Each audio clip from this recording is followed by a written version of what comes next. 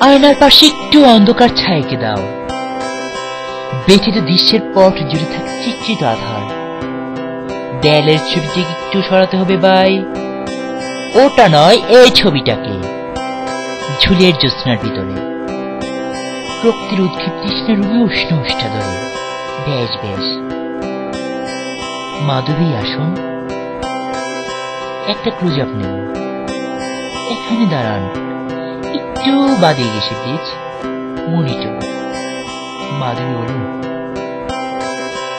কিছু লাভ আছে মনে রেখে।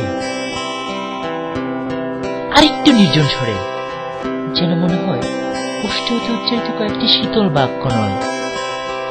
মনে হবে সন্ধ্যা তোলা ধরা তোলে, অবসন্ন কুসুমীরা ঝুড়িতেছে বনবীথি তলে।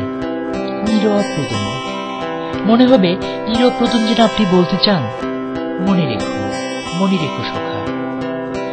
যেন কেহ কোনোদিন মনে রাখে নাই,